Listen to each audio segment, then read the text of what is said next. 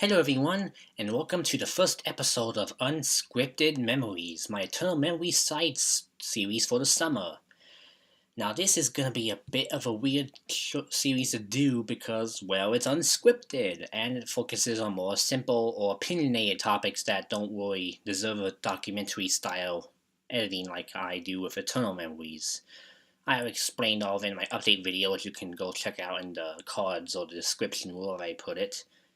And so let's just get right on to the first topic. YouTubers that inspired me. Now, most people on this account don't know this, and I'm not gonna reveal it right away in full, but I had an older YouTube account that I used to tinker around with before I went to Seafoam Gaming. It was my personal account, the same name I use for other sites like DeviantArt, and pretty much my Nintendo ID and some other stuff. And so basically, I use that account as a means to post personal videos, like videos of my pet cat, videos of unboxings, my old ones I may reference in future Eternal Memories. And so I always hoped back then I'd maybe make it big, or at least get enough people to like my work and what I did. But believe it or not, on YouTube, I actually got ridiculed quite a lot, as most people nowadays experience when they get big. But back in 2011, YouTube was much harsher than it is today. I got a lot of people accusing my 13-year-old self, because I was 13 in 2011, of being Korean, because apparently my voice sounded like a Korean, though I don't think it would. If anything, it would sound Brazilian, because my family heritage is partially from South America, Brazil, Ecuador area, and I don't even like that place. So no one really liked my voice, and that kind of turned me off from not talking much. In fact, if you go to the first episode of Eternal Memories, you'll see I do not like talking, because in the intro, I made it very clear that this was something super hard for me to do, and I was only doing it out of passion for the game. And since people liked it, I talked more on camera, and it's now common for me. I don't worry about it anymore. And I think the only comment I've gotten that was bad since then was a comment where someone called me a fag on my Wii U retrospective, and I jokingly replied with a little word I made up back when I was like 13 again. I just used gay poop, dumb phrase.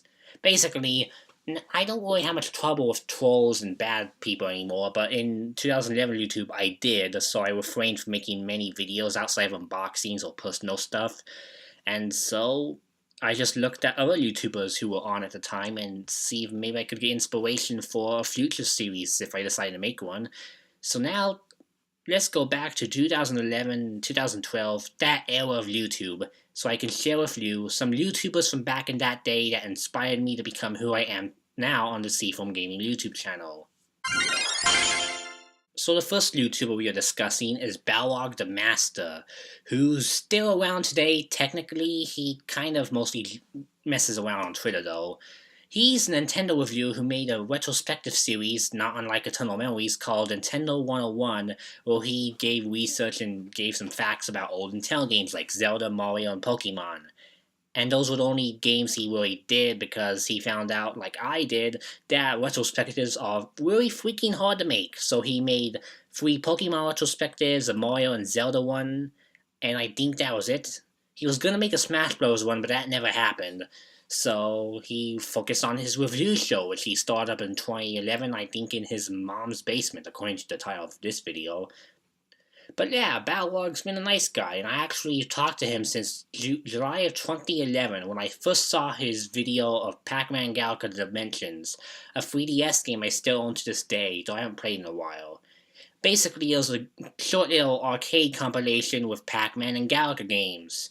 Pac-Man and Galaga Arcade, Galaga Legions, and Pac-Man Championship Editions from Xbox Live and PSN, and 2 new 3DS exclusive games, one of which was really bad, Galaga 3D Impact, and one of which was actually a hidden gem in my opinion, Pac-Man Tilt. Basically, Balog de Master gave a review and inspected the value of each game, even though it was very early in the 3DS's life cycle when retail games weren't available for download, so prices could drop and rise at any moment. And I watched his review, and I was convinced, yeah, I think I'm gonna go buy that game. And sure enough, in the next week, we went to Walmart, and I bought the game, and enjoyed it. It was a good game, along with BlazBlue Continuum Shift 2, that kept me occupied for the first sum of the 3DS's life. So, ever since then, I subscribed to Balog's channel, watched all of his reviews, and then saw his format change when he went on hiatus immediately after the Pac-Man episode. And ever since then, I've been watching him on my personal account and then on Seafoam Gaming when I moved here. And he's been a good guy. In fact, I have fond memories talking to him about things way back when he was like small and able to talk to small channels like myself. So yeah, me and him had some good talks. I remember one time a funny thing happened where in 2013 I really wanted him to review Mystery Dungeon Gates Infinity, so I had him on Facebook, and I constantly messaged him over and over and over again to review Gates Infinity, and I kind of got obnoxious. Almost as obnoxious as people from Brazil get after Sega because of the tech toy fantasies, and they begged for Shenmue 3 and Dreamcast 2. I was like that towards Balog and Gates Infinity, so of course he blocked me, as he should, because I was being kind of dumb. But I did realize my mistake, gave an honest apology, and he unblocked me from everything, and ever since then, I've been on good terms with him. Even though I think when he went to hidden block, he kind of forgot about all the small people he talked to. But I understand that's a thing that most big YouTubers tend to do. They forget about people who were around with them since the beginning, or near the beginning. And hopefully one day, if I get to be big enough for Balrog Senpai to notice me, maybe he'll remember me and we can actually become close friends. Either way, his video reviews, even to this day, are a lot of fun to watch. I recommend watching his new series, Balrog Gaming Adventures, because it's more comedic like his old videos, but with more fancy editing like his newer videos. So old and new combine to make a funny comedy series that's about reviewing games. He may not upload often, but I recommend you check out Balrog's Game Room. I think you'll like it. Next up is a YouTuber I've had no personal interaction with, but I remember fondly because I watched her religiously back in 2011. This person was known as Winry Game, and she was a female YouTuber who reviewed video games for a family-friendly audience. Now, of course, when you hear family-friendly audience, female YouTuber, most people nowadays will probably think those dumb toy channels or dumb, well, kids channels where the females always go, "Oh, hey kids, we're gonna open a surprise egg!" And they act so happy and joyful, it's sickening. I mean, it's fine to be happy, I'm happy, but like, it just, you've seen, anyone who's seen a toy channel and hates it knows what I'm talking about. But Winry was different. She didn't care what gender she was just, hey, I like video games, I'm gonna review them honestly. And she did. She did a damn good job, and I really liked her content. She made a great video about Nintendo's censorship policies back in the 90s, back when it was actually censorship because the companies, Nintendo of America, forced other companies to change their games without their consent, unlike now where hate groups think everything is censorship just for making minor text fixes. And she also made a handy video on the Nintendo's expansion port, a comparison of Double Dragon on the NES and Sega Master System, and she made a few more videos. So yeah, Winry Game was a great YouTuber, and I liked her a lot. But then in the end of 2011, I noticed that after she posted a video blog about Sims and like some weekly update thing, she vanished for like a few months, and then she made that NES expansion port video I mentioned, and then she was never heard from again. For the most part. Apparently people close to her, according to the gamer from Mars, who also looked back on her when he made his videos of YouTubers that were tired, that she had a baby. And babies, as people know, are a pain, so I guess since then she's been busy working on helping the baby out. And I guess she had another baby, because I heard that too, and I think she just doesn't want to do YouTube anymore, which is fine. I think she should have done a little nice send-off, and series finale of sorts, but hey, you can't help that sometimes. Needless to say, Winry Game made lots of great content, and in 2011, she was pretty much like no other YouTuber at the time. Nowadays, I consider Tomoshi Hiroka to be her spiritual successor because she reviews other games outside of Pokemon now, and I think she does a good job at it. So I recommend you check out both When We Game Games channel for archival sake, and Tomoshi Hiroka's channel for, well, to continue the tradition. And now we get to one of two big inspirations who I pretty much could still talk to today if I want to, and in this next case I can and I have. Up next is Buurenxx, a guy from Ohio who made YouTube videos starting from I think 2008, 2009, and he pretty much is a family man with some relatives. He lives with them. It's basically like a family vlog channel, so it's like you see flooding YouTube nowadays.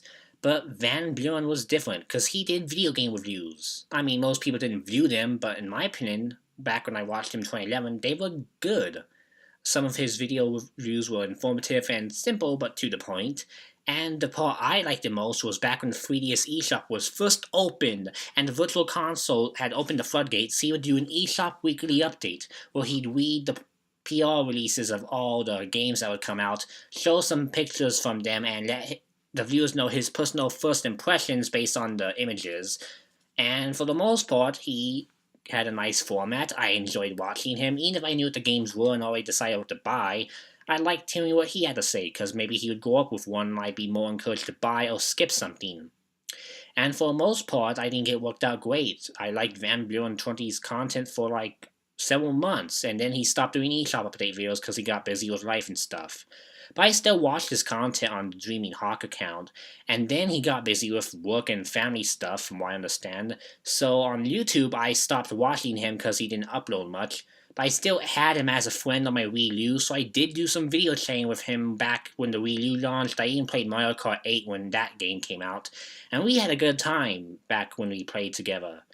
And I was surprised to learn that last year he went back into YouTube full time. He was doing video game reviews, talks, and discussions, and even though it seems like a lot of his new videos get some dislikes, I assume because he promotes them on Reddit, and Reddit can be a picky place. I think Buurenxx is getting back to his former glory, even though he never really lost it, he just took a break. Unlike the next guy we're going to talk about, who did lose his glory. But anyways, Buurenxx still does live streams, and also he unboxes packages from fans. He plans to revive the eShop update series. From what he told me, he's gonna think about doing that when the Switch with the Switch if his viewers want it. And for the most part, he seems to be going back to writing reviews, impressions, and rants, stuff he usually did. He's a small channel, yeah, but I really do recommend you check out Buurenxx. I really do like him, and I think I'm gonna send him a package one of these days if I can think of something to send him that won't cost me much postage. So yeah, I recommend you check out Buurenxx, and check out his old eShop update videos. I think you'll get a good feel for what I ended up liking back then. So that brings us to my last YouTube inspiration, Josh Thomas from the BitBlock. Yep, people who follow me on Twitter who may know this guy probably are rolling their eyes right now and going, "Oh no, not that jerk, why do you take inspiration from him?" Well, let me tell you a story. A story I just reshot because I already talked for 15 minutes in my previous take. Josh Thomas was a YouTuber who was known for posting Nintendo-related videos around the time the Wii came out, and he was really popular. In fact, he started YouTube back in 2005. So, when Josh made the Wii Photo channel, he started showing off videos of Wii Fit, Wii Party, some party games, random Wii third-party games, WiiWare games, and would play them on a segment called The Fold with his friend Nick. And they were really fun to watch. Like me and Paul do, we play games together, and we often record it for the camera. But we don't give commentary or record audio.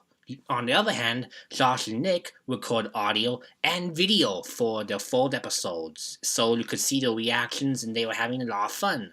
So the Fold segments were a lot of fun and entertaining to watch, so I liked them. But my first exposure to Josh didn't come until 2009, when the Pokemon Mystery Dungeon WiiWare trilogy, which I dubbed Pokemon Mystery Dungeon 3 because it's the third game in that series, came out in Japan only, and Josh imported them for his gameplay channel. And to my knowledge, his videos are still up, and they're the only English-related videos of that WiiWare game on YouTube. I don't know why, but that game's so obscure that it's kind of surprising that no one else has bothered to make a full playthrough of it. And even then, he didn't make a full playthrough, he only showed some hub parts. But I was really intrigued, because as a Mystery Dungeon fan, I saw his videos and was like, oh cool, a Mystery Dungeon game on the Wii.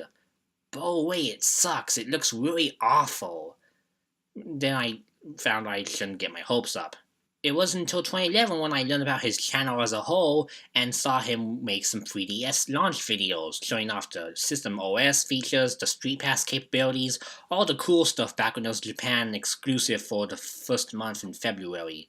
And needless to say, I was in love. I liked his voice, I liked his personality, I liked how he presented everything in a professional manner, and it got me hyped for the 3DS, so I subscribed on my personal account and enjoyed how he presented his content. Needless to say, after the 3DS launched, I pretty much enjoyed watching the full or random review he'd write every so often. He was a fun guy to watch, and for about 4 years, I believe, 2015 is 4 years after 2011, I just watched his content off and on my personal account, and he was a lot of fun to watch. He seemed nice, and he seemed kind. But anyways, I learned that Josh was a bit stubborn about his opinions, and stuck to them to the end. A trait I'm notorious for in real life, because I often defend my own opinions. So I thought, actually, me and him could be more in common and we could be good friends. So I followed him on Twitter and saw what he was up to, and saw that when Splatoon came out and he didn't get a review copy, he threatened to break the embargo for Mario and Puzzle and Dragons, just so he could get a review copy.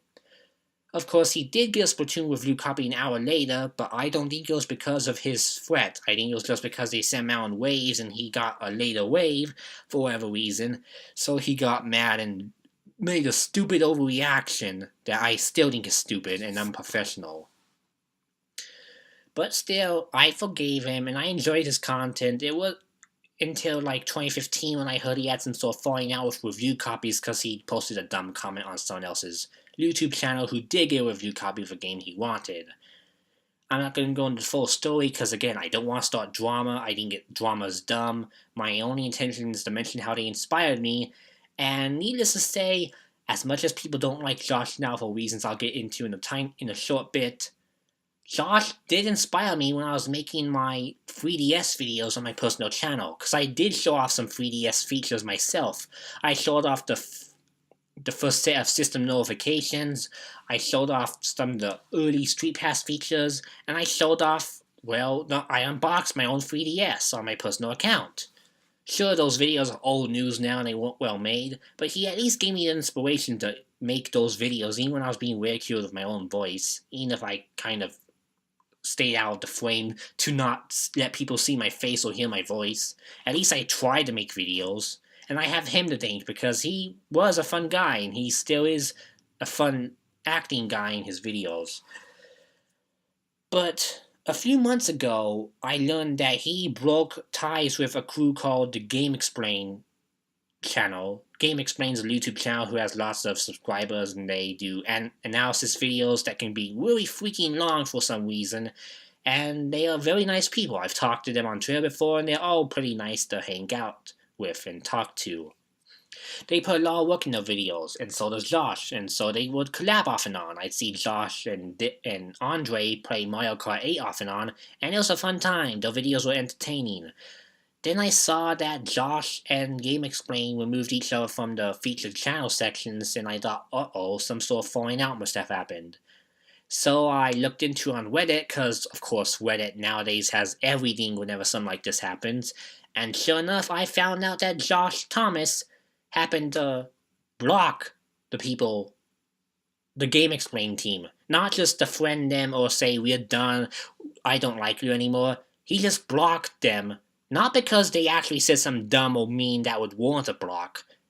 No, it's because Andre apparently liked one Facebook comment where someone explained to Josh Thomas on his personal account what the Women's March of Washington was. That's it. That's the only reason Andre and Derek, and I guess the other people, were blocked.